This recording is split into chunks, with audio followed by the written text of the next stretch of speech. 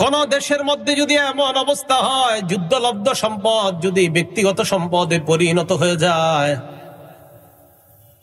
রাষ্ট্রীয় সম্পদ যদি নিজের সম্পদ মনে করা হয়, 2 নাম্বার আল আমানাতু মাগনামা, আমানত যদি লুটের মালে পরিণত হয়।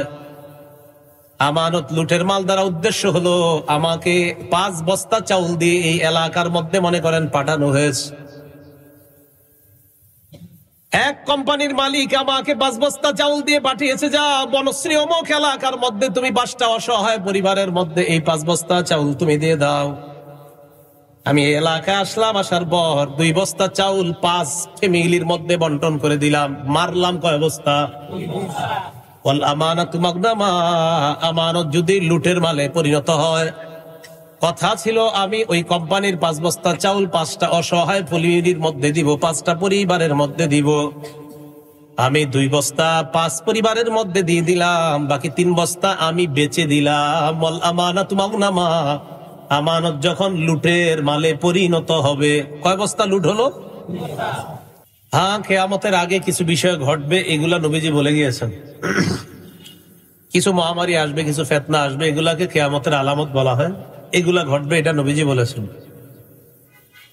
বুখারী শরীফের 3176 নম্বর হাদিসের বর্ণনা।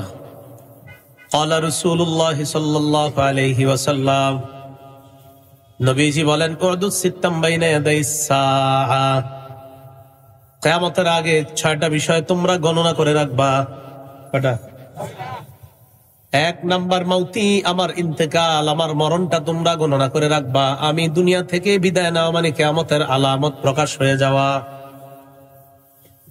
2 নাম্বার ফাতহু বাইতুল মুকাদ্দাস বা ফাতহু বাইতুল মাকদিস, বাইতুল মুকাদ্দাস বিজয় হওয়া মানে কিয়ামতের আর বেশি সময় বাকি নাই। নবীজিও চলে গিয়েছেন দুনিয়া থেকে, বাইতুল মুকাদ্দাস ও সাহাবাদের আমলে বিজয় হয়ে গিয়েছে।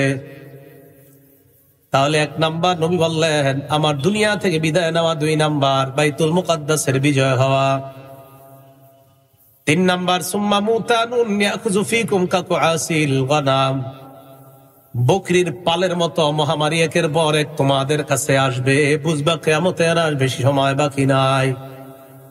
বলেন মহামারী একের পর এক আসতেছে কিনা? 4 নাম্বার সুম্মা ইস্তিফাদাতুল মাল, নবীজি বলেন তোমাদের সম্পদ বেড়ে যাবে, বাড়তে থাকবে। হাত্তা ইউতার রাজুলু মিআতা দিনার, মানুষের সম্পদ যত বাড়ে মানুষ বলবে আমার আরো চাই, আরো চাই। 100 দিনার স্বর্ণ দেওয়ার পরেও ফায়াযাল্লু সাখিত, মানুষ অসন্তুষ্ট থাকবে, কপালটা কুঁচকা রাখবে, বলবে আমার আরো চাই। 5 নাম্বার সুম্মা ফিতনাতুন লা ইয়াবকা বাইতুম মিনাল আরাব ইল্লা দাখালাতহু, এরপর এমন ফিতনা আসবে যেই ফিতনা আরবের প্রত্যেকটা ঘরে ঘরে ঢুকে যাবে। আরবের প্রত্যেকটা ঘরে ঘরে ফিতনা ঢুকে যাবে। আরবের খবর নেন, সৌদি আরব সহ আরব কান্ট্রি গুলার খবর নেন, নবীজি বলেন ফিতনা আরবের ঘরে ঘরে ঢুকবে। 6 নাম্বার সুম্মা হুদনাতুন তাকুনু বাইনাকুম ওয়া বাইনা বানিল আসফার, তোমাদের মাঝে আর রোমকদের মাঝে একটা চুক্তি হবে, তোমাদের মাঝে আর রোম সম্প্রদায়ের মাঝে একটা চুক্তি হবে।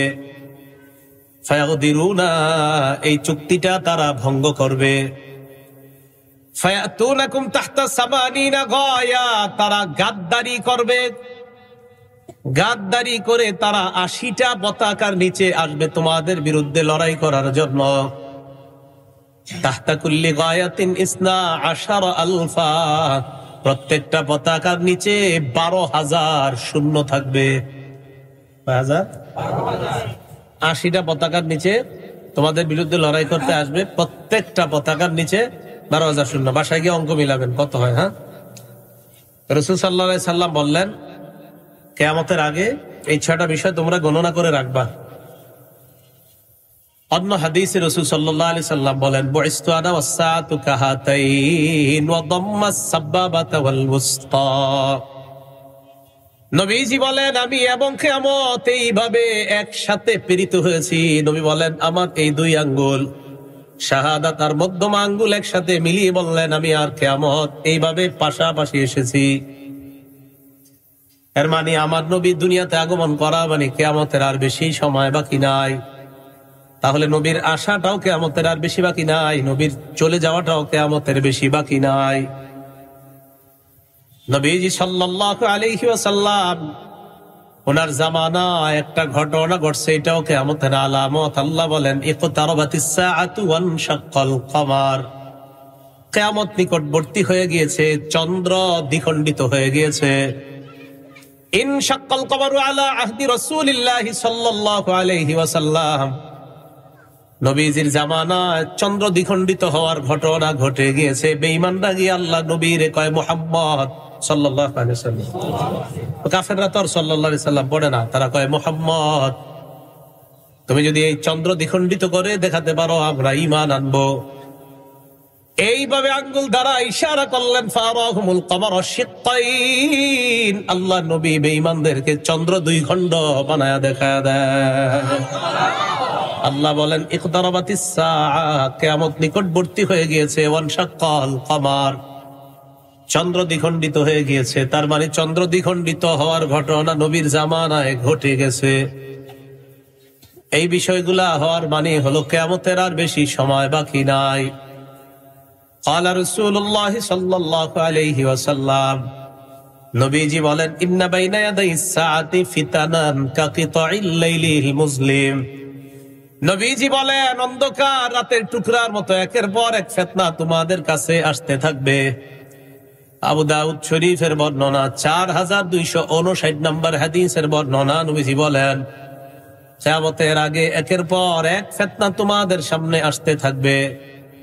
ইউসবিহুর রাজুলু ফিহা মুমিনা, কোন মানুষকে তোমরা মনে করবা সকালবেলা ইমানদার, ইউমসি কাফিরা, বিকালবেলা যে লোকটা বেঈমান হয়ে যাবে তুমি জানবাও না। ওয়া ইউমসি মুমিনা ওয়া ইউসবিহু কাফিরা, বিকালবেলা বেঈমানদার থাকবে, ইমানদার থাকবে, সকালবেলা লোকটা বেঈমান হয়ে যাবে। তিরমিজি শরীফের বর্ণনা 2260 নম্বর হাদিসের বর্ণনা। قال رسول الله صلى الله عليه وسلم, নবীজি বলেন ইয়াতি আলান নাসি জামান, এমন একটা সময় মানুষের উপর আসবে আস-সাবিরু ফীহিম আলা দীনিহি কাল খাবিজি আলাল জাম, যে জামানায় হাতের মধ্যে আগুন রাখা যেমন কষ্টকর, ঈমানের উপর ধৈর্য ধারণ করা তেমন কষ্টকর হবে। আবু দাউদ শরীফের 4341 নম্বর হাদিসের বর্ণনা। قال رسول الله صلى الله عليه وسلم, নবীজি বলেন ইন্না মিন ওয়ারাইকুম আইয়ামাস সাবরি, শোনো সাহাবারা তোমাদের পরে এমন এমন যুগ আসবে যেই যুগগুলাকে বলা হবে ধৈর্যের যুগ। কিসের যুগ? এমন এমন যুগ আসবে এই যুগগুলাকে বলা হবে ধৈর্যের জামানা, ধৈর্যের যুগ বলা হবে। নবীজি বলেন ওই জামানায় লিল আমিলি ফিহি আজরু 50 রাজুলা, ওই জামানায় যদি একজন আমল করে আল্লাহ তাকে 50 জনের সওয়াব দান করবেন। সাহাবারা প্রশ্ন করলেন আজরু 50 মিনহুম ইয়া রাসূলুল্লাহ, হুজুর আপনি যে 50 জনের কথা বললেন এটা কোন 50 জন? ওই জামানার 50 জন নাকি অন্য জামানার? নবীজি সাল্লাল্লাহু আলাইহি ওয়াসাল্লাম জবাব দেয় আজরু 50 মিনকুম, তোমরা সাহাবারা 50 জন আমল করলে যে সওয়াব আল্লাহ পাক রব্বুল আলামিন ওই জামানায় তোমাদের 50 জনের সওয়াব আল্লাহ তাকে দান করবেন। এখন বলেন ধৈর্যের এই জামানাগুলা আসবে, নবীজি বলছেন, আপনারা বলেন আসবে না চলে এসেছে? এসেছে। তো রাসূল সাল্লাল্লাহু আলাইহি সাল্লাম বলেন এমন এমন সময় যখন আসবে তখন বুঝবা আর কিয়ামতের বেশি সময় বাকি নাই। নাসাই শরীফের 4191 নম্বর হাদিসের বর্ণনা। قال رسول الله صلى الله عليه وسلم, নবীজি সাল্লাল্লাহু আলাইহি ওয়াসাল্লাম বলেন ইন্না উম্মাতাকুম হাদিহি ক্বাদ জুইলাত আফিয়াতুহা ফি আউয়ালিহা, সাহাবাদেরকে আল্লাহ রাসূল বলেন সাহাবাদের দল আমার এই উম্মতের প্রথম দিকে যারা, তাদের মধ্যে স্বস্তি রাখা হয়েছে। কি রাখা হয়েছে? স্বস্তি, নিরাপত্তা। এর মানে ওই জামানার নবীজি যেই যুগের কথা বলছেন, এবার আমাদেরকে কি বলে দেখেন। নবীজি সাল্লাল্লাহু আলাইহি ওয়াসাল্লাম বলেন ওয়াসায়ুসিবু আখিরাহা বালাউন ওয়া উমুর, আমার উম্মতের শেষের দিকে একের পর এক বিপদ আসতে থাকবে, ফিতনা আসতে থাকবে। ফাতাজিউল ফিতনা, এক ফিতনা আসার পর ইমানদার বলবে হাজিহি মুহলিকাতি, এই ফিতনা মনে হয় আমারে ধ্বংস করবে। নবীজি বলেন ফাতান কাশিফু, এই ফিতনা দূর হয়ে যাবে। সুম্মা তাজিউল ফিতনা, আবার ফিতনা আসবে। ইমানদার বলবে আমাকে মনে হয় এই ফিতনা ধ্বংস করে দিবে। আল্লাহ নবী কয় আবার ফিতনা দূর হয়ে যাবে। বুঝে থাকলে বলেন করোনা নামক ফিতনার মধ্যে আমরা যারা পড়েছি এখনো আমরা বেঁচে আছি কিনা? আবার অনেকে মারা গেছে কিনা? আল্লাহ নবী বলেন ওই ফিতনার জামানায় তোমাদের কাজ হলো ফালতাতি মানিয়াতুহু ওয়া হুয়া ইউমিনু বিল্লাহি ওয়াল ইয়াউমিল আখির। আল্লাহ নবী বলেন তোমার যদি মরণ হয়ে যায় ওই ফিতনার জামানা যেন তুমি আল্লাহর উপর বিশ্বাস আর আখিরাতের বিশ্বাস নিয়ে কবরে যাইতে পারো, এই ব্যাপারে তুমি গুরুত্ব আরোপ করবা। ফিতনা আসবে, বালা মুসিবত আসবে, একের পর এক ফিতনা আসতে পারে। ওই জামানায় তোমার কাজ হলো তুমি যেন ঈমান নিয়ে যেতে পারো, কবরের মধ্যে যেন এই বিশ্বাস নিয়ে যেতে পারো যে তুমি আল্লাহকে বিশ্বাস করো, তুমি আখিরাতকে বিশ্বাস করো। এই বিশ্বাস নিয়ে যেন তুমি যেতে পারো। আল্লাহ আমাদের সকলকে ঈমান নিয়ে পূর্ণ বিশ্বাস নিয়ে যেন কবরে যেতে পারি, আল্লাহ তৌফিক দান করেন। ইবনে মাজাহ 4019 নম্বর হাদিসের বর্ণনা। ক্বালা রাসূলুল্লাহ সাল্লাল্লাহু আলাইহি ওয়াসাল্লাম, নবীজি সাল্লাল্লাহু আলাইহি ওয়াসাল্লাম বলেন খামসুন ইযাবতুলিতুম বিহিন্না ওয়া আউযু বিল্লাহি আন তুদরিকুহুন্না। নবীজি বলেন এমন একটা জামানা আসবে যে জামানায় তোমাদেরকে 5টি পরীক্ষা দ্বারা পরীক্ষা করা হবে। বলেন কয়টা পরীক্ষা? 5টা। নবীজি বললেন 5 পরীক্ষার গজব আসবে বিভিন্ন ধরনের। 1 নাম্বার পরীক্ষা, নবীজি সাল্লাল্লাহু আলাইহি ওয়াসাল্লাম বলেন লাম তাজহারিল ফাহিশাতু ফি কওমিন ক্বাত্তু হাত্তা ইউলিনু বিহা। আমার উম্মতের মাঝে অশ্লীলতা যখন প্রকাশ্যে ছড়িয়ে পড়বে, নবীজি বলছে যখন অশ্লীলতা প্রকাশ্যে ছড়িয়ে পড়বে, এটা হলো 1 নাম্বার পরীক্ষা। এবার আপনারা বলেন অশ্লীলতা কি ছড়িয়ে পড়বে?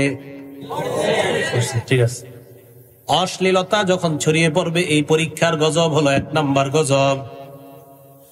ইল্লা ফাশা ফীহিমুত তাউন, যে সমাজের মধ্যে অশ্লীলতা ছড়িয়ে পড়বে ওই সমাজের মধ্যে মহামারী দেখা দিবে, নাউজুবিল্লাহ। তাহলে অশ্লীলতা হলে মহামারী আসবে। এখন যদি কখনো বলেন হুজুর মহামারী থেকে বাঁচার কি উপায়, তো হুজুরা কি বলবে বলেন তো? অশ্লীলতা ছেড়ে দেন, মহামারী থেকে বাঁচবেন, সোজা হিসাব। যদি বলেন আমার জ্বর হইছে, ডাক্তারে গিয়ে বলেন আমি কি করবো, বেটাই ওষুধ দিয়ে দিবে না? এখন আপনারা বলবেন যে হুজুর আমি এই পদক্ষেপ নিতে চাই, ওই পদক্ষেপ নিতে চাই, ওইটা করতে চাই, কেমন হয় মহামারী থেকে যেন বাঁচতে পারি। না, আল্লাহ রাসূল বলছেন অশ্লীলতা বাড়বে, মহামারী আসবে। তো সোজা উল্টায়া দেন, মহামারী যাবে, অশ্লীলতা যদি কমে। অশ্লীলতা কমে গেলে মহামারী আসবে না। তাহলে অশ্লীলতা প্রকাশ্যে রূপ ধারণ করবে, নবী বলছেন করবে না করেছে?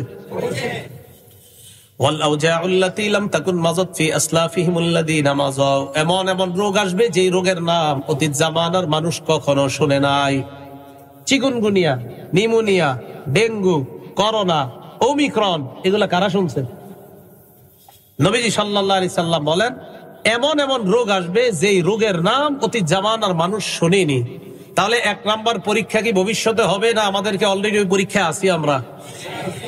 পরীক্ষা নাম্বার 2, দ্বিতীয় পরীক্ষাটা সম্ভবত আমাদের দেশে এখনো আসে নাই। বাকি শোনার পরে আপনাদের কোন এলাকায় থাকলে বলবেন আসছে কিনা। 2 নাম্বার ওয়ালাম ইয়ানকুসুল মিকিয়াল ওয়াল মিজান, যে এলাকার মানুষ ওজনে কম দিবে, এটা আমাদের দেশে আছে না? আচ্ছা, নবীজি বলেন 2 নাম্বার পরীক্ষা ওজনে কম দেওয়ার পরীক্ষার মধ্যে তোমরা পড়বা। মানুষ কত মেশিন আবিষ্কার করবে, ইত্যাদি আবিষ্কার করবে, ওখানেও বাটপারি রাখবে যেন কম দেওয়া যায়। নবীজি সাল্লাল্লাহু আলাইহি ওয়াসাল্লাম বলেন যে জাতি ওজনে কম দিবে ওই জাতির উপর 1 নাম্বার ইল্লা উখিযু বিসসিনিনা, তাদেরকে আল্লাহ দুর্ভিক্ষ দ্বারা পাকড়াও করবেন। কি আসবে? দুর্ভিক্ষ। এখন যদি বলেন হুজুর দুর্ভিক্ষ দূর করার উপায় কি, ওজন ভালো করে দেন। যদি বলেন যে দুর্ভিক্ষ কিভাবে যাবে, ওজনে ঠিক মতো দিলে আল্লাহ দুর্ভিক্ষ দিবে না। তো অশ্লীলতা যদি কম হয় মহামারী আসবে না। ওজনে যদি কম দেওয়ার বন্ধ না করেন দুর্ভিক্ষ আসবে, আর যদি ওজন সঠিকভাবে করেন আল্লাহ দুর্ভিক্ষ নিয়ে নেবেন। তো ওজনে কম দিলে ওই সম্প্রদায়কে আল্লাহ দুর্ভিক্ষ দ্বারা পাকড়াও করেন। 2 নাম্বার, ওয়া শিদ্দাতিল মাউনা, ওই দেশের মধ্যে অর্থনৈতিক অভাব অনটন লাগবে। ওজনে কম দিলে অর্থনৈতিক অভাব অনটন লাগবে। আপনি দেখেন ব্যাংকগুলার কি অবস্থা এখন, হ্যাঁ, সবার এক কান্নাকাটি অবস্থা। গ্রাহকরাও আপনারা এখন টেনশনে পড়ে যাচ্ছেন যে কি হয় না হয়। এখন মূল কথা হলো যে ওজন দেওয়ার যে অপরাধ, ওজন কম দেওয়ার অপরাধ, এই অপরাধ কমে গেলে দুর্ভিক্ষ আসবে না, অর্থনৈতিক অভাবও দেখা দেবে না। আল্লাহ আমাদেরকে ইসলাম সঠিকভাবে বুঝার পালন করার তৌফিক দান করেন। পরীক্ষা নাম্বার 3 নাম্বারটা দেখেন আছে কিনা আমাদের দেশে। যদি না থাকে সমস্যা নেই, থাকলে বলবেন আছে। ওয়ালাম ইয়ামনাউ যাকাত আমওয়ালিহিম, যেই দেশের মানুষ যাকাত দিবে না, যাকাতের সম্পদশালীও আছে যাকাত দেওয়ার, কিন্তু যাকাত দিবে না। 5 লক্ষ টাকা আপনার যাকাত আসছে, আপনি 1.5 লাখ টাকার শাড়ি লুঙ্গি কিনা মানুষের দিয়ে দিলেন, বাকি রইল আর কয় লাখ? 3.5 লাখ। যাকাত আসছে 5 লাখ, 1.5 লাখ টাকার শাড়ি লুঙ্গি তাও কিনলেন 160 টাকা করে, যে দোকানে পাওয়া যায়। এগুলা কেনার পর আপনারা শাড়ি লুঙ্গি দিয়ে দিলেন 1.5 লাখ টাকা, আর বাকি আছে কয় লাখ? নবীজি সাল্লাল্লাহু আলাইহি ওয়াসাল্লাম বলেন, মান আতাহুল্লাহু মালা, যাকে আল্লাহ সম্পদ দেয়, দেওয়ার পর ফালাম ইউআদ্দি যাকাতা, ওই সম্পদের যাকাত যদি না দেয়, তাহলে 5 লাখের মধ্যে 1.5 লাখ গেলে বাকি রইল কয় লাখ? নবীজি বলেন, মুসিলালাহু ইয়াউমাল কিয়ামাতি শুজাআন আকরা, যেইগুলা দেয় নাই এইগুলা বিষধর সাপে রূপান্তরিত হবে। এই সাপ তার এই জায়গায় ফনা দিয়ে বলবে, আনা কানজুকা আনা মালুকা, আমি তোমার জমানো সম্পদ, আমি তোমার সঞ্চিত সম্পদ, আমি তোমার সেই 3.5 লাখ। তুমি 5 লাখ যাকাত আসছে, কেন দিলা না বাকিটা? এটা কথার কথা। 3.5 লাখ এটা কথার কথা। যে যত না দিবে সাপ এইভাবে বলবে যে আমি তোমার সঞ্চিত সম্পদ, আমি তোমার সঞ্চিত মাল, এটা বলবে। যাকাত যারা যাকাত দেন নাই, আল্লাহ তাদেরকে বকেয়া যাকাত গুলো আদায় করার তৌফিক দান করেন। আল্লাহুম্মা লাকাল হামদু লাকা শুকর। এখন যাকাত না দিলে কি হবে? নবীজি বলেন, ওয়ালাম ইয়ামনাউ যাকাত আমওয়ালিহিম ইল্লা মুনিউল কতরা মিনাস সামা, আসমান থেকে রহমতের বৃষ্টি বন্ধ করে দেওয়া হবে। এমন বৃষ্টি, যেই বৃষ্টির দ্বারা কৃষকের মুখে হাসি ফুটতো, যেই রহমতের বৃষ্টি দ্বারা কৃষি খাতে দেশের অর্থনৈতিক অবস্থা চাঙ্গা হয়ে যেত, ওই বৃষ্টি আল্লাহ দিবে না। কথা হলো, যাকাত না দেওয়ার পরেও মাঝে মাঝে আমাদের দেশে বৃষ্টি হয় কি হয় না? এই যে বৃষ্টি কেন হয়, নবীজি বলেন, লাউলাল বাহাইম লাম ইউমতারু, যদি চতুষ্পদ জন্তুরা না থাকতো, যেই প্রাণীগুলা বৃষ্টি পাওয়ার পর খুশি হয়, যেই প্রাণীগুলা বৃষ্টির কারণে নদীর মধ্যে সাঁতার কাটতে পারে, এই প্রাণীগুলার কারণে আল্লাহ বৃষ্টি দেয়, এরা যদি না থাকতো আল্লাহ দুনিয়াতে বৃষ্টি দিতেন না। তাহলে যেই দেশের মানুষ যাকাত দিবে না, ওই দেশে আল্লাহ বৃষ্টি মানুষকে দেয় না, হাইওয়ান জানোয়ারকে দেয়, তাদের কারণে মানুষ বৃষ্টি পায়। রহমতের বৃষ্টি আল্লাহ বন্ধ করে দেয়। এই গেল 3 নাম্বার পরীক্ষা। পরীক্ষা নাম্বার 4, ওয়ালাম ইয়ানকুদু আহদাল্লাহি ওয়া আহদা রাসূলি, যেই দেশের মানুষ আল্লাহ নবীর সাথে ওয়াদা ভঙ্গ করে। কার সাথে ওয়াদা ভঙ্গ করে? কি ওয়াদা? আল্লাহ বলেন, মা আতাকুমুর রাসূলু ফাখুযু, নবী তোমাদেরকে যা দিয়েছেন তা গ্রহণ করো। ওয়া মা নাহাকুম আনহু ফান্তাহু, যা থেকে নিষেধ করেছেন তা থেকে তোমরা বিরত থাকো। আয়াত 2টা মিলান। আল্লাহ নবী বলেন, যা দিয়েছেন তা গ্রহণ করো, যা থেকে নিষেধ করেছেন তা থেকে বিরত থাকো। এর মানে নবী আমাদেরকে যা বলবেন সেটা আমরা পালন করব, যা থেকে নিষেধ করবেন তা থেকে আমরা বেঁচে থাকবো।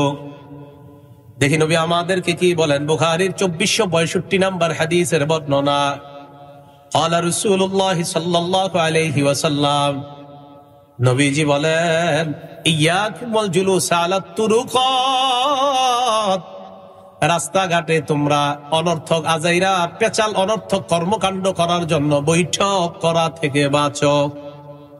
কি বৈঠক? অনর্থক। বলেন সবাই, কি বৈঠক? সাহাবারা বললেন, মালানা বুদ্দুন ইন্নামা হিয়া মাজালিসুনা নাতাহাদ্দাসু ফিহা হুজুর রাস্তাঘাটে আমরা ধর্মীয় আলোচনার জন্য বৈঠক করি, এই বৈঠকেও কি আমরা বসতে পারবো না? নবীজি বলেন, রাস্তাঘাটে যদি বসতেই হয় তাহলে রাস্তার হক গুলা তোমরা আদায় করবা। সাহাবারা প্রশ্ন করলেন, ওমা হাক্কুত তরিক ইয়া রাসূলুল্লাহ, রাস্তার হক আবার কি জিনিস? নবীজি বললেন, রাস্তার হক হলো 5টা। বলেন, রাস্তার হক কয়টা? 1 নাম্বার গদ্দুল বাসর, নজর নিচে রাখা। 2 নাম্বার ওয়াকাফুল আযা, কষ্টদায়ক বস্তু সরায়া দেওয়া। 3 নাম্বার রদ্দুস সালাম, সালামের জবাব দেওয়া। 4 নাম্বার আমরুন বিল মারুফ, নেক কাজের আদেশ করা। 5 নাম্বার নাহয়ুন আনিল মুনকার, অসৎ কাজ থেকে নিষেধ করা। বলেন, 1 নাম্বার নজর কোথায় রাখা? আমি তো আসতে সময় দেখলাম এইভাবে আছে সবার নজর। হ্যাঁ, বা রাস্তায় বসতে হইলে নজর কোথায় রাখতে হবে? আমি দেখলাম সব এইভাবে আছে, নজর তো নিচে নাই। তো নবীর হুকুম তো পালন হলো না। নবী যা বলেছেন তা করো। নবী বলেছেন নজর নিচে রাখতে। তা আসার সময় অনেক বৈঠকখানা দেখলাম, ওই বৈঠকখানায় নজর নিচে দেখলাম না কারণ। তাহলে তো হলো না। রাস্তার 5টা হোক না, একটা নজর নিচে রাখা, তো নজর তো আপনার নিচে হলো না। নবী যা বলেছেন তা গ্রহণ করা, এবার যা থেকে নিষেধ করেছেন তা থেকে বিরত থাকা। আবু দাউদ শরীফের 4015 নম্বর হাদিসের বর্ণনা, ক্বালা রাসূলুল্লাহ সাল্লাল্লাহু আলাইহি ওয়াসাল্লাম, নবীজি বলেন, ইয়া আলী লা তাকশিফ ফাকিজাকা, আলী তুমি তোমার রান কাউকে দেখাবা না। কি দেখাবা না? জোরে বলেন। নবী যা নিষেধ করেছেন তা থেকে আমরা বিরত থাকবো। নবী বললেন রান দেখাবা না, অতএব আমরা আমাদের কি ঠিক আছে। 2 নাম্বার ওয়ালা তানজুর ইলা ফাকিজি হাইয়িন, জীবিত ব্যক্তির রানের দিকে তাকাইবা না। তাহলে নবী না নিষেধ করেছেন তা থেকে আমরা বিরত থাকবো, এই অঙ্গীকার নবীর সাথে আমাদের, আমরা জীবিত ব্যক্তির রানের দিকে তাকাবো না। 3 নাম্বার ওয়ালা ফাকিজি মাইয়িতিন, মরা ব্যক্তির রানের দিকে তাকাইবা না। নবীর সাথে আমাদের ওয়াদা, নবী যা নিষেধ করেছেন তা থেকে আমরা বিরত থাকবো, মরা ব্যক্তির রানের দিকেও তাকানো যাবে না। এবার আপনাদেরকে আমার প্রশ্ন বুঝিয়ে শুনে উত্তর দিবেন। নাটক সিনেমায় যদি কোনো মরা ব্যক্তির রান দেখা যায়, সেটা দেখা হালাল না হারাম? যদি জীবিত কারো রান দেখা যায়, সেটা দেখা হালাল না হারাম? খেলার মধ্যে যদি কারো রান দেখা যায়, এটা হালাল না হারাম? হাডুডু খেলায় যদি কারো রান দেখা যায়, সেই খেলা দেখা হালাল না হারাম? আর কোন খেলা আছে? কি খেলা? ওইটাতে রান দেখা যায় আসলে? তাহলে তো নবীর সাথে ওয়াদা আপনি রক্ষা করতে হবে, কারণ জীবিত, এটা কি জীবিতরা খেলে না মরারা? মরারা খেললেও রান দেখা হারাম ছিল, সেখানে জীবিতরা যদি রান দেখায়, সেই রান দেখা কি? আর কোন খেলা আছে? কি বললেন, কি খেলা? হাডুডু ছাড়া? আমি কিন্তু বলি না, আপনারা বলেন, আরো জোরে বলেন, কি খেলা? আবার বলেন, এটাতে রান দেখা যায়? তাহলে তো নবীর সাথে ওয়াদা করছেন, আপনি যা নিষেধ করেছেন তা আমরা দেখব না, তা আমরা করব না। তো নবী নিষেধ করেছেন, এটা করা যাবে না। পরীক্ষা নাম্বার 4, নবীজি বলেন, ওয়ালাম ইয়ানকুযু আহদাল্লাহি ওয়া আহদা রাসূলি, যেই দেশের মানুষ আল্লাহ আর তার নবীর সাথে ওয়াদা ভঙ্গ করে। নবীর সাথে আমাদের ওয়াদা ছিল, আপনি যা বলবেন তা আমরা পালন করব, যা থেকে নিষেধ করবেন তা আমরা করব না। এখন আপনারা বলেন, নবী যা নিষেধ করেছেন তা আমরা করব না, ওয়াদা করেছি আমরা, সবাইকে এটা পালন করতেছি। নবীজি বলেন, ওই দেশের মধ্যে গজব আসবে, ইল্লা সাল্লাতাল্লাহু আলাইহিম আদুওয়াম মিন গায়রিহিম, বহিরাগত শত্রু আল্লাহ ওই দেশে চাপায়া দিবেন। ফাখাযু মা ফি আইদিহিম, ওই শত্রু তাদের হাতের দামি দামি সম্পদ গুলা ছিনায়া নিবে। 4 নাম্বার পরীক্ষা, যে দেশের মানুষ আল্লাহ আর তার রাসূলের সাথে অঙ্গীকার ভঙ্গ করবে, ওই দেশে আল্লাহ বহিরাগত শত্রু চাপিয়ে দিবেন, আর ওই শত্রু তাদের দামি দামি সম্পদ গুলা ছিনিয়ে নিবে। পরীক্ষা নাম্বার 5, ওয়ালাম তাহকুম আইম্মাতুহুম বিকিতাবিল্লাহ ওয়া ইয়াতাখায়্যারু মিম্মা আনজালাল্লাহ, যে দেশে আল্লাহর কিতাব অনুযায়ী ফয়সালা হবে না, আল্লাহ যা নাজিল করেছেন এই নাজিলকৃত বিষয়গুলা যদি দায়িত্বশীলরা মেনে না নেয়, ইল্লা জাআলাল্লাহু বাসাহুম বাইনাহুম, ওই দেশের মধ্যে মানুষে মানুষে আল্লাহ যুদ্ধ বাঁধায়া দিবে। মানুষে মানুষে আল্লাহ যুদ্ধ বাঁধিয়ে দিবে, বাঁশ নিয়ে নামবে। দেশ গ্রামে আপনার টেডা চল এগুলা নিয়ে নামে মাঠে, নাইমা একদল আরেক দলকে মেরে ফেলে। এখন রাসূল সাল্লাল্লাহু আলাইহি সাল্লাম বলছে এগুলা যখন হবে, আপনারা বলেন এগুলা কি হবে না হচ্ছে? আল্লাহ বুঝার তৌফিক দান করেন। তাহলে এই অপরাধগুলো আমাদের দ্বারা হয়ে যাচ্ছে, ঠিক না? তাহলে এই অপরাধগুলো আমরা করব না। আল্লাহ আমাদের সকলকে এই জাতীয় অপরাধগুলো থেকে বেঁচে থাকার তৌফিক দান করেন। তিরমিজি শরীফের 2211 নম্বর হাদিসের বর্ণনা, 2211 নম্বর হাদিসের বর্ণনা, قال رسول الله صلى الله عليه وسلم, নবীজি বলেন, ইযা তুখিজাল ফাইউ দুওয়ালা, কোন দেশের মধ্যে যদি এমন অবস্থা হয় যুদ্ধলব্ধ সম্পদ যদি ব্যক্তিগত সম্পদে পরিণত হয়ে যায়, রাষ্ট্রীয় সম্পদ যদি নিজের সম্পদ মনে করা হয়, 2 নাম্বার আল আমানাতু মাগনামা, আমানত যদি লুটের মালে পরিণত হয়, আমানত লুটের মাল দ্বারা উদ্দেশ্য হলো আমাকে 5 বস্তা চাউল দিয়ে এই এলাকার মধ্যে মনে করেন পাঠানো হয়েছে, এক কোম্পানির মালিক আমাকে 5 বস্তা চাউল দিয়ে পাঠিয়েছে, যা বনশ্রী অমুক এলাকার মধ্যে তুমি 5টা অসহায় পরিবারের মধ্যে এই 5 বস্তা চাউল তুমি দিয়ে দাও। আমি এই এলাকায় আসলাম, আসার পর 2 বস্তা চাউল 5 ফ্যামিলির মধ্যে বন্টন করে দিলাম, মারলাম কয় বস্তা? ওয়াল আমানাতু মাগনামা, আমানত যদি লুটের মালে পরিণত হয়, কথা ছিল আমি ওই কোম্পানির 5 বস্তা চাউল 5টা অসহায় পরিবারের মধ্যে দিব, 5টা পরিবারের মধ্যে দিব। আমি 2 বস্তা 5 পরিবারের মধ্যে দিয়ে দিলাম, বাকি 3 বস্তা আমি বেচে দিলাম। ওয়াল আমানাতু মাগনামা, আমানত যখন লুটের মালে পরিণত হবে, কয় বস্তা লুট হলো? 3 নাম্বার যাকাতু মাগরামা, যাকাতকে যখন জরিমানা মনে করা হবে, মানুষ মনে করবে যাকাত কেন দিব আমি, যাকাত এরকম বলবে, জরিমানা মনে করবে।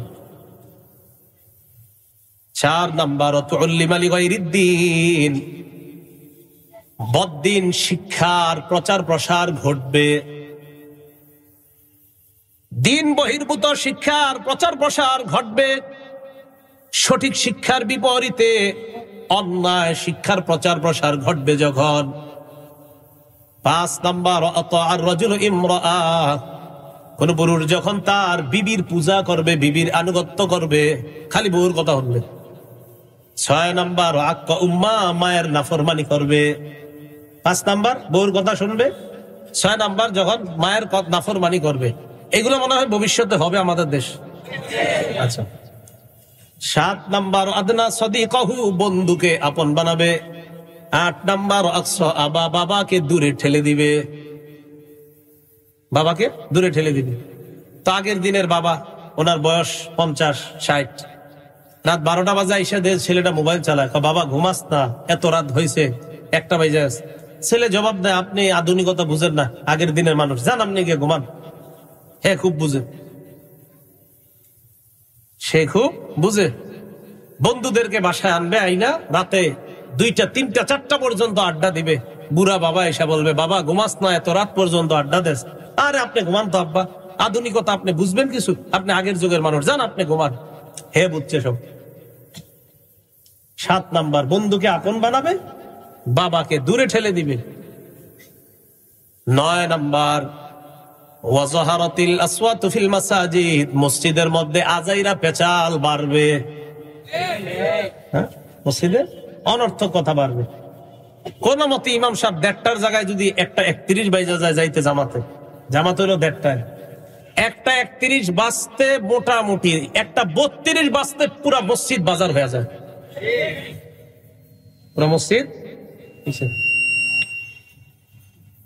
তো বলছিলাম যে মসজিদের মধ্যে আপনার আওয়াজ বেড়ে যাবে, মসজিদের মধ্যে আওয়াজ বেড়ে যাবে অনর্থক। কোন কারণে যদি 1:30টার জামাত একটু দেরি হয়, সবার কল্লাগুলা পিছনে ঘুরে যায়, মানে হুজুর আসে না কেন। আর হইল কি যে হুজুর আসতে একটু দেরি হইলে, হ্যাঁ এত ছুটি কাটায়, এই কাটায়, সেই কাটায়, হ্যাঁ আসতে এত দেরি করে, হ্যাঁ না থাকলে কয়ে দিব থাকবো না, এত দেরি করে লেগা। কিন্তু 90 ঘন্টা দাঁড়ায়া থাকতে তাদের একটু কষ্ট হয় না এই লোকগুলো। 1 মিনিট দেরি হইলে 14 গোষ্ঠী উদ্ধার করতে চাই ইমাম সাহেব। কথাগুলা কি সত্য? নবীজি বলছে 9 নাম্বার ওয়া যাহারাতিল আসওয়াতু ফিল মাসাজিদ, মসজিদের মধ্যে অনর্থক কথাবার্তা বাড়তে থাকবে। 10 নম্বর ওয়াসাদাল কাবিলাতা ফাসিকুহুম, সমাজের দায়িত্বশীল হবে সবচাইতে পাপাচার ব্যক্তি। 11 নম্বর কানা জাইমুল কওমি আরজালাহুম, সবচাইতে নিকৃষ্ট মানুষগুলা হবে গোত্রের অধিপতি। 12 নম্বর উকরিমার রাজুলু মাখাফাতা শাররিহি, মানুষ মানুষকে সম্মান করবে, তার ভয়ে সম্মান করবে, অস্ত্রের ভয়ে সম্মান করবে, শ্রদ্ধায় সম্মান করবে না। এক মানুষ আরেকজনের সম্মান করবে কেন? আমার মেয়েটা স্কুলে যায় ডেলি, আমার মেয়েটা যেন ইফটিজিং এর শিকার না হয়, এই জন্য এলাকার নেতা, এলাকার মাস্তান কিছু পোলাপান মোটরসাইকেল নিয়ে বসে থাকে স্কুলের সামনে, আর ওই বেটা চিন্তা করে, আরে আমার মেয়ে তো স্কুলে যায়, এদের সামনে দিয়ে, তখন ওই যারা মোটরসাইকেল নিয়ে বয়ে থাকে 2-3টা এগারে খালি বাপে 100 বার সালাম দেয়। কেন? এই সালামের উদ্দেশ্য হলো আমার মেয়েটা যেন নিরাপদ থাকে। কিন্তু এরা তো বুঝে না, মনে করে আম করে শ্রদ্ধা করে, আসলে শ্রদ্ধা করে না, বরং তোমার ভয়ে তোমারে সালাম দেয়, এ মোটেও তোমাকে শ্রদ্ধায় সালাম দেয় না। স্কুল কলেজে বসে থাকুন না, এটা কি ভবিষ্যতে হবে আমাদের দেশে? 13 নাম্বার ওয়াজাহারাতিল কাইনাতু ওয়াল মাআজিফ, গায়িকা নায়িকা আর বাদ্যযন্ত্রের সংখ্যা বাড়বে। গায়িকা নায়িকা বাদ্যযন্ত্র এগুলা বাড়বে। 14 নাম্বার শুরিবাতিল খুমুর, মদ পান বেড়ে যাবে, মাদকের জয় জয়কার অবস্থা হবে। 15 নাম্বার লাআনা আখিরু হাযিহিল উম্মাহ আউওয়ালাহা, শের জামানার মানুষগুলা আগের জামানার মানুষদেরকে গালি দিবে, অভিশাপ দিবে। 3-4-5টা বাংলা বই পড়বে, পড়ার পর বলবে এটা ইমাম আবু হানিফা, ইমাম মালিক, ইমাম শাফি কি বুঝছে এটা? হ্যাঁ বুঝছে, এটা উনি বুঝছে, যিনি বলতেছে আর কি উনি বুঝছে। আরে ইমাম আবু হানিফা, ইমাম মালিক, শাফি তো পরে সাহাবাদেরকে পর্যন্ত গালি দেয়, এমনও মানুষ আছে আমাদের দেশ। মুহররম মাস আসলে নবীজির কয়েকজন সাহাবারে তো একদম খালি জাহান্নামে পাঠানো বাকি থাকে, এমন মানুষ আছে আমাদের দেশে। এই পরিমাণ সাহাবাদের সমালোচনা করে। তো নবীজি বলে গেছেন, যখন দেখবা এই 15টা অপরাধ তোমাদের মাঝে বেড়ে যায়, ফাল্যারতাকিবু ইনদা যালিকা রিহান হামরা, তখন ওই দেশের মানুষগুলা যেন অপেক্ষা করে 1 নাম্বার অগ্নি বাতাসের অপেক্ষা। অগ্নি বাতাস মানে বাতাসটা গরম হয়ে যাবে। দেশ গ্রামে আপনারা যারা থাকেন দেখবেন এখন আর দেশ গ্রামের সেই গরমকালের শীতল বাতাসটা আর পাওয়া যায় না। দেশ গ্রামে গরমকালের বাতাসটা দেখবেন আগের মতো কৃষকরা 12টা-1টার দিকে খেজুর গাছের নিচে যেই আরামের ঘুমটা ঘুমাইতো, এখন আর এলাকার এটা দেখা যায় না। ওই বাতাসের মিটার দেখবেন আগের মতো শীতল নাই, এটা আস্তে আস্তে গরম, ভয়ঙ্কর গরমের দিকে যাচ্ছে। 1 নাম্বার রিহান হামরা, 2 নাম্বার ওয়াজালজালা, ভূমিধস হবে। আমাদের দেশে ভূমিধস হয়েছে কিনা? ওয়া খাসফা, ভূমিকম্প হবে। ভূমিকম্পের নাম শুনছেননি বাংলাদেশের মানুষ? হ্যাঁ, ভূমিকম্প। ওয়া মাসখা, চেহারা বিকৃতি শুরু হয়ে যাবে। এই চেহারা বিকৃতির ব্যাখ্যা হতে পারে বর্তমান দেশে দেশে তাকাইবেন, সৌদি আরবের মধ্যেও কয়েকদিন আগে পালন হয়েছে, চেহারার মধ্যে বিকৃতি করে কি জানি হ্যালোউইন পালন করছে, চেহারা বিকৃতি। এরা ইচ্ছা করে চেহারা বিকৃত করতেছে, আল্লাহ না করুক যদি চেহারাটা এরকম বানায় দেয়। এই যে বিকৃত করে চেহারা, আল্লাহ যদি এরকম বানায় দেয়, তো নবীজি বলেন মাসখা, চেহারা বিকৃতির গজব আসবে। তো এইগুলা দেখে আমার কাছে গজবই মনে হয়েছে, এই চেহারা বিকৃতির গজব। আল্লাহ বিকৃত করার আগে নিজেরা ট্রাই করতেছে, প্র্যাকটিস করতেছে। জি, আপনি কয়েকদিন পরে বানাবেন এরকম, তাই আগের থেকে হচ্ছি, ট্রাই করতেছে। এরপর নবী বলেন আয়াতিন তাতাবা, তাসবিহ আছে কারো পকেটে থাকলে দেন। আয়াতিন তাতাবা কুতিয়া সিলকুহু ফাতাতাবা, নবীজি বলেন এমন এমন বিপদ আসবে একের পর এক। একটা মালার দানা যদি, দানার মাঝখানে যদি রশিটা কেটে দেওয়া হয়, কুতিয়া সিলকুহু, রশি যদি কেটে দেওয়া হয়, তাসবির দিকে তাকান, এই জায়গায় রশি কেটে দেওয়ার পর একটা দানাই শুধু পড়বে, সবগুলা। নবীজি বলেন একের পর এক দানা যেভাবে পড়বে, একের পর এক তোমাদের উপর গজব বিপদ আপদ আসতেই থাকবে। আয়াতিন তাতাবা কানিজামিন বালিম কুতি আসিলকুহু ফাতাতাবা। পুরাতন পুতির মালা একটা বিশাল বড়, এটা একটু ছিঁড়ে দিলে যেমন সবগুলা মালার এইগুলা পড়ে যাবে, পুঁতিগুলা একের পরে এক তোমাদের সামনে তোমাদের উপর একের পর একইভাবে গজব আসতেই থাকবে। এখন আপনারা বলেন, এই যে অপরাধ গুলার কথা নবীজি সাল্লাল্লাহু আলাইহি সাল্লাম বললেন যে এইগুলা যখন হবে, এগুলা কি হবে? আচ্ছা, বুখারী শরীফের 5590 নম্বর হাদিসের বর্ণনা।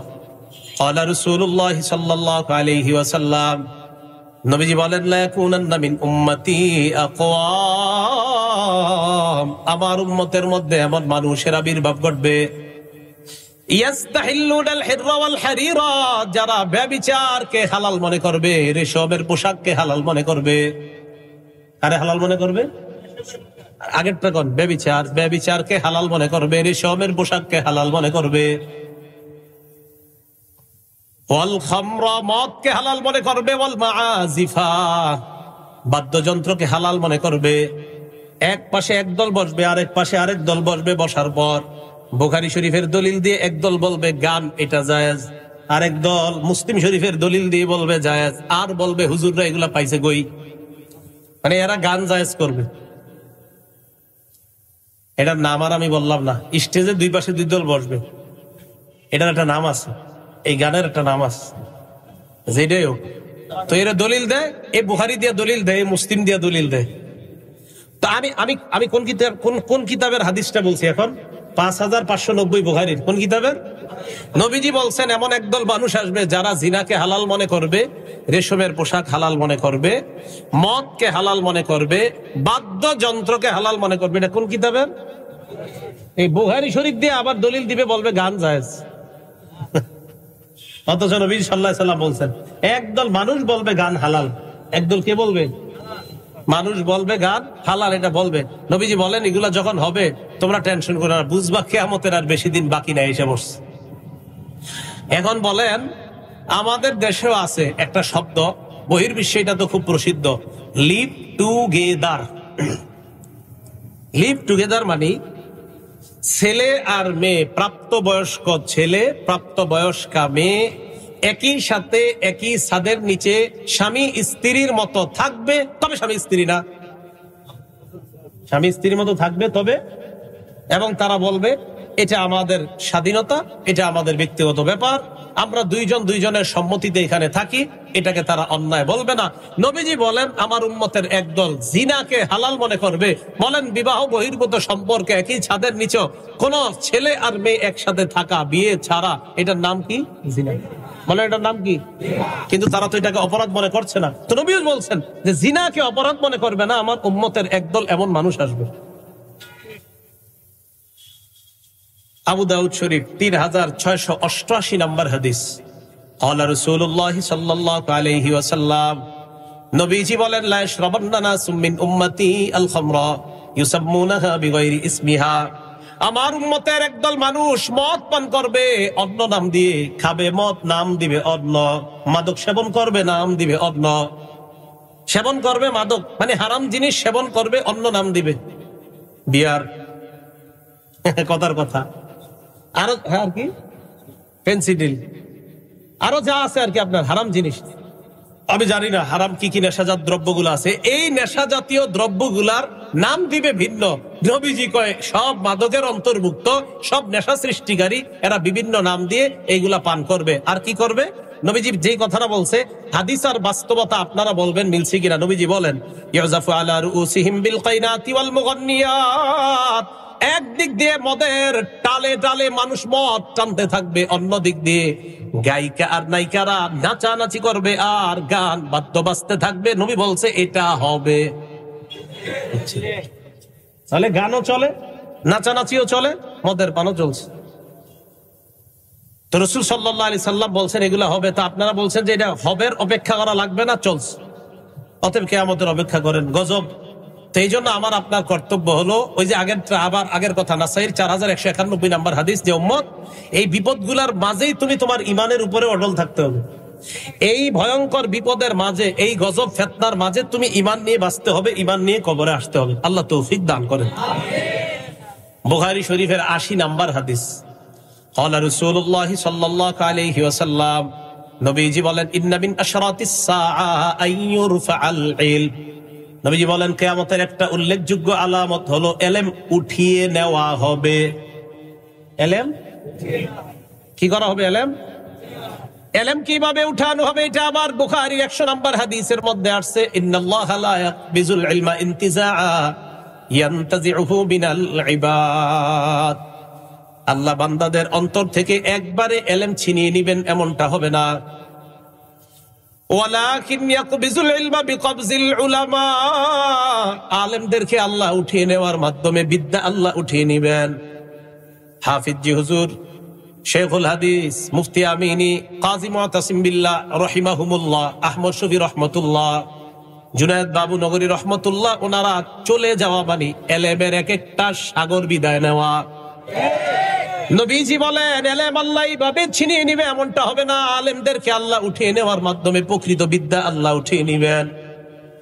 এই জন্য হাফেজে হাদিস আর আল্লামা আমারে যতই বলেন, আরো কত কত টাইটেল দিচ্ছেন, যত টাইটেল দেন, বুঝেন না যে এলেম এখনো অনেক বেশি আছে। না না, আলেমরা চলে যাওয়া মানে এলেমের সাগর চলে যাওয়া।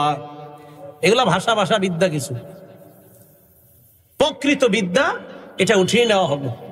তাহলে বলেন তো, আমাদের দেশে আলেমদের মৃত্যুর সংখ্যাটা এই গত 2-3 বছরে কম না খুব বেশি? বড়রা খুব বেশি বিদায় নিচ্ছে, তার মানে এলেম আল্লাহ উঠিয়ে নিচ্ছেন। এই জন্য ভাই, আবারও আগের কথাটা বলি, আমার আপনার কর্তব্য খালি বেশি দোয়া করা, আল্লাহ তুমি আমার ইমানের উপর রাইখো, আল্লাহ তুমি আমার ইমানের উপর মৃত্যু দিও। খুব বেশি বেশি আল্লাহকে এই কথা বলা। তো নবীজি সাল্লাল্লাহু আলাইহি সাল্লাম বলেন, এমন একটা অবস্থা হবে, হাত্তা ইযা লাম ইউকি আলিমা, এমন হবে মানুষ যখন আলেম তালাশ করে পাবে না, ইত্তাখাযান নাসু রুউসান জুহালা, জাহেলদেরকে মানুষ ধর্মীয় নেতা বানাবে। ধর্মীয় নেতা কারে বানাবে? ফাস্তাফতাও, তাকে ফতোয়া জিজ্ঞাসা করবে। ফাফতাও বিগাইরি ইলমিন, তিনি ইলম ছাড়া ফতোয়া দিয়ে দিবে। ফাদাল্লু আদাল্লু, নিজেরাও পথভ্রষ্ট হবে, যারা ফতোয়া জিজ্ঞাসা করে তাদেরকেও পথভ্রষ্ট বানাবে। এটা নবীজি সাল্লাল্লাহু আলাইহি সাল্লাম বললেন। ইদানিং কালে তো আপনার এমন এমন অনেকে আছেন যারা জীবনে কোনো প্রশ্নে না বলে না। কোনো প্রশ্নে কি বলে না, মানে সব পারে। এমনও পাবেন যে অনেক প্রশ্নে এমন মানুষ আছে যারা জীবনেও কোনো প্রশ্নে না বলে না। এতে কি বোঝা যায়? সব পারে। নবীজিও প্রশ্নে অপেক্ষা করছে, সুযোগ নিছে যে জিবরিল আসবে, জানাবে। তারপর আব্দুল্লাহ ইবনে সালাম গেলেন, যাওয়ার পর কয়, আপনারে কয়েকটা প্রশ্ন করবো, জবাব দিতে পারবেন, এই মুহূর্তে ঈমান আনবো। কি প্রশ্ন? কয় জান্নাতীদের প্রথম খাদ্য কি? ছেলে আর মেয়ে দুনিয়াতে আসার পর বাবার রং কেন পায়, মায়ের রং কেন পায়? এই প্রশ্নগুলোর জবাব আপনি যদি দিতে, বা জান্নাতীদের প্রথম খাবার কি, ছেলে মেয়ে আসার পর দুনিয়াতে তারা রং কেন বাবার পায়, কেন মায়ের পায়, আরো একটা প্রশ্ন করছেন। এগুলো করার পর আব্দুল্লাহ ইবনে সালাম কয়, আপনি যদি জবাব দিতে পারেন ঈমান আনবো, কারণ এই জবাব নবীরা ছাড়া কেউ দিতে পারে না। নবীজি একটু থাইমা কয়, খব্বরানি জিবরিল আনিফা, মাত্র জিবরিল আমিন আয়েশা তোমার এই প্রশ্নের জবাব আমাকে জানায়া দিস। আল্লাহ জানে এখনো জিবরিল আসে কিনা, কারণ অনেকে তো প্রশ্নের কোনো না বলে না। আয়েশা বইলা দেয় কিনা কে জানে। তো প্রশ্নে না আল্লাহ, আমি চিন্তা করি মাঝে মাঝে, আমি তো জানেন না ভয়ে জীবনে মাহফিলে প্রশ্নই নিতে চাই না। তো মাশাআল্লাহ দেখি অনেকে প্রশ্নের পর প্রশ্নে না নাই কোনো উত্তর, তো চলছে তো চলছে, চলতে তো চলছে। রাসূল সাল্লাল্লাহু আলাইহি সাল্লাম বললেন, আলেমরা বিদায় নিবে, জাহেলদেরকে মানুষ নেতা বানাবে, যত প্রশ্ন করবে সব উত্তর দিবে, নিজেও পথভ্রষ্ট হবে, জাতিকেও পথভ্রষ্ট বানাবে। নবী বলছে এটা হবে। তো বলছিলাম, ইন্না মিন আশরাতিস সাআ আইয়ুরফাল ইলম, ইলম উঠিয়ে নেওয়া হবে।